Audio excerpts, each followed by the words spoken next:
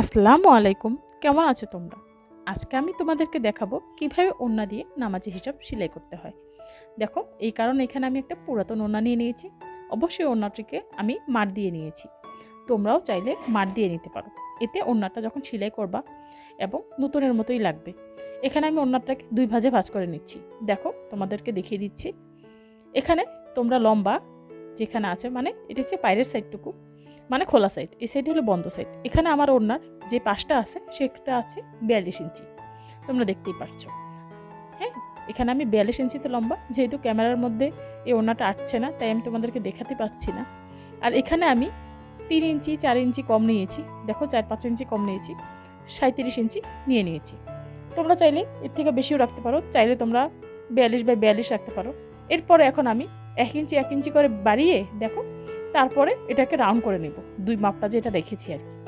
এতে কি হবে, পিছন সাইডটা বড় হবে এবং সামনের সাইডটা তোমার হাত পর্যন্ত থাকবে। এতে দেখতে খুব সুন্দর লাগে। দেখো, এখানে আমি একটা দাগ দিয়ে নিয়েছি। এভাবে করে আমি 1 ইঞ্চি 1 ইঞ্চি করে বাড়িয়ে 42 ইঞ্চি পর্যন্ত, মানে 37 ইঞ্চি থেকে 42 ইঞ্চি পর্যন্ত এখানে আমি দাগ দিয়ে নিয়েছি। তারপর যে দাগ অনুযায়ী আমি এখানে রাউন্ড করে কেটে নিচ্ছি। তোমরা দেখতেই পাচ্ছ, জায়গা স্বল্পতার কারণে এখানে আমি পুরোটা ভিডিও ভালোভাবে দেখাতে পারছি না। এখানে দেখো, আমি যে অনুযায়ী দাগ দিয়ে নিয়েছিলাম সেই অনুযায়ী কেটে নিয়েছি। এখন দেখো, আমি একটু ভাঁজ করে নিয়েছি, মানে আমি পিছন সাইড একটু 3-4 ইঞ্চি বড় ছোট রেখেছি। তোমরা চাইলে সমানও করেও কেটে নিতে পারো, যাতে জিনিসটা দেখতে সুন্দর লাগে। অনেক সময় দেখবা নামাজি হিজাবের পিছন সাইডটা যদি একটু বড় থাকে তাহলে সুন্দর লাগে।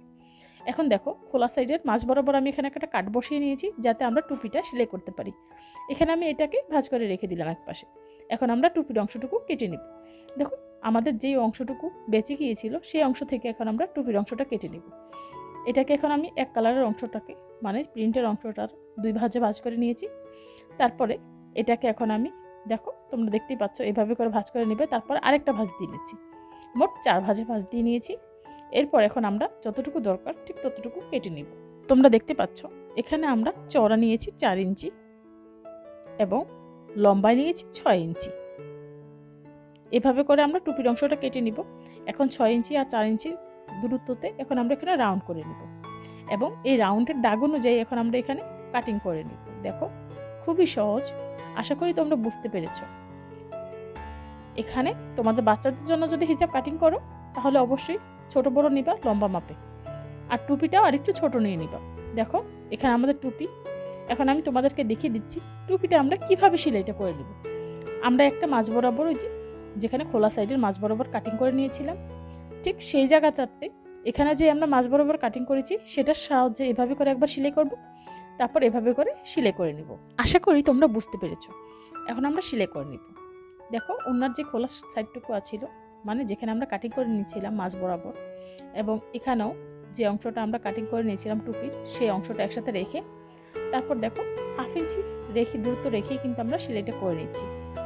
তুমি 1/2 ইঞ্চি অথবা 2 সুতা বরাবর সেলাইটা করতে পারো। এখন দেখো, আমি অল্প অল্প করে নিচ্ছি কাপড় আর সেলাই করে নিচ্ছি। টুপির অংশটা এবং হিজাবের যেই লম্বা অংশটা আছে সেই অংশটার সাথে অ্যাডজাস্ট করে নিয়েছি। আমার অ্যাডজাস্ট করা হয়ে গেল। এখন আমি আবার এই সেলাইয়ের উপর দিয়ে সেলাই করে নেব। যেরকমভাবে আমরা হাতার অংশটা সেলাই করি না, যে এক অংশ থেকে আরেক অংশ পর্যন্ত সেলাই করে নিই, ঠিক সেরকমভাবে সেলাই করে দেব। দেখো, এখানে সুতার অংশটুকু কেটে নিয়েছি, তারপর আবার সেলাই করে নিব। আমার ভিডিও যদি তোমাদের ভালো লেগে থাকে অবশ্যই লাইক, কমেন্ট এবং শেয়ার করতে ভুলবা না, নতুন নতুন ভিডিওর নোটিফিকেশন পাওয়ার জন্য। তোমরা চাইলে আমার চ্যানেলটা ভিজিট করতে পারো, সেখানে অনেক সুন্দর সুন্দর ভিডিও দেওয়া আছে। কিভাবে বোরকায় র্যাফেল দিতে হয় এবং যেই হিজাব নিকাব সব বানানোর ভিডিও আমার চ্যানেলে দেওয়া আছে, চাইলে দেখে নিতে পারো। দেখো, এভাবে করে এখন আমি আবার এখানে সেলাই করে নিয়েছি, মানে চাপ সেলাই দিয়ে নিয়েছি। এখন দেখো, একদম নিচ বরাবর যে সাইডে আমরা টুপিটা লাগিয়েছি তার একবারে নিচ বরাবর একটু ভাঁজ করে নিয়ে আমরা সেলাই করে নিচ্ছি। দেখো, আমি কিন্তু 2 ভাঁজ দিইনি, যেহেতু পায়ের অংশ এখানে খুলে যাওয়ার কোনো চান্স নাই, তাই এখানে আমরা কি করেছি, এই যে এভাবে করে রেখে সেলাই করে নিচ্ছি। দেখো, আমরা টুপির অংশে চলে এসেছি। এখন টুপির অংশের উপর দিয়ে কিন্তু আমরা এখন সেলাইটা করে নিব।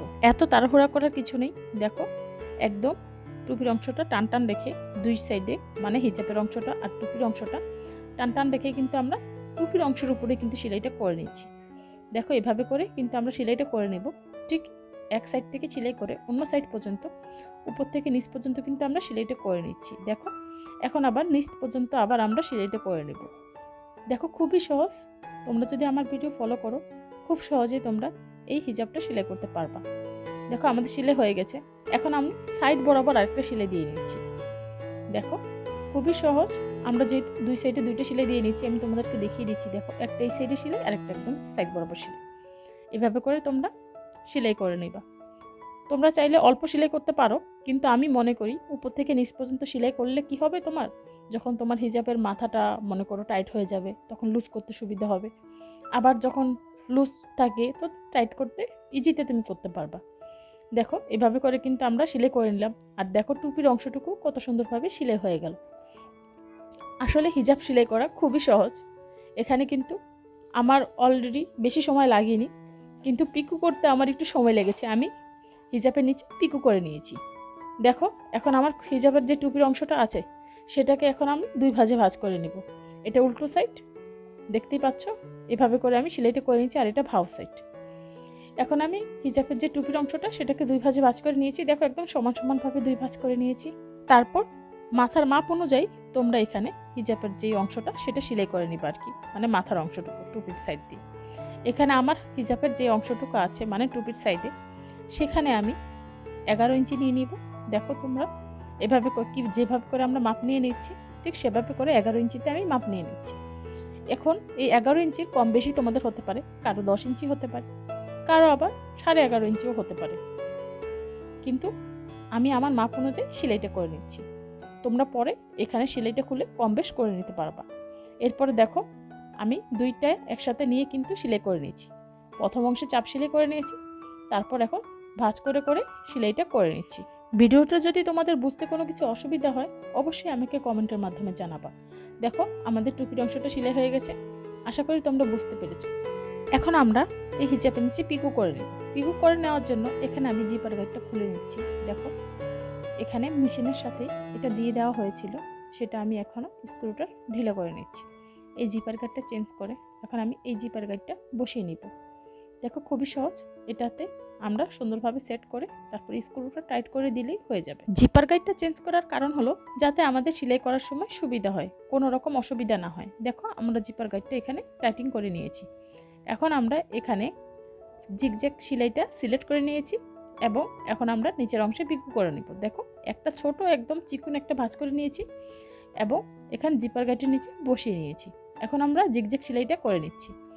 তোমরা দেখো এক অংশ কাপড় আমি জিপার গাইডের ভিতরে ঢুকিয়ে দিয়েছি, তারপর এটা অটোমেটিক সেলাই হয়ে যাচ্ছে। তোমরা শুধু খেয়াল করবা যাতে একটু বাঁকা অংশটুকু ওই জিপার গাইডের নিচে থাকে, তারপর শুধু সেলাই করতে থাকবা, দেখবা খুব সুন্দরভাবে পিকু হয়ে যাচ্ছে। আমার ভিডিও যদি তোমাদের ভালো লেগে থাকে অবশ্যই লাইক, কমেন্ট এবং শেয়ার করতে ভুলবা না নতুন নতুন ভিডিওর নোটিফিকেশন পাওয়ার জন্য। দেখো পিকুটা কত সুন্দর হচ্ছে, দেখতেও কত সুন্দর লাগছে। তোমরা চাইলে নর্মাল মেশিন দিয়েও নিচে সেলাই করে নিতে পারো। তোমাদের যদি বাসায় সিঙ্গার প্রমিস 1408 নম্বর মেশিনটা থাকে তাহলে তোমরাও আমার মতো এই জিপার গাইডের সাহায্যে সুন্দরভাবে পিকুটা করে নিতে পারবা। দেখো খুবই সহজ পিকুটা করা, তোমাদেরকে আমি অল্প একটু ভিডিও করে দেখিয়ে দিয়েছি। ভিডিওটা বড় হয়ে যায় তাই আমি পুরোটা ভিডিও দেখিয়ে দিইনি। দেখো আমার পিকু করা হয়ে গেছে।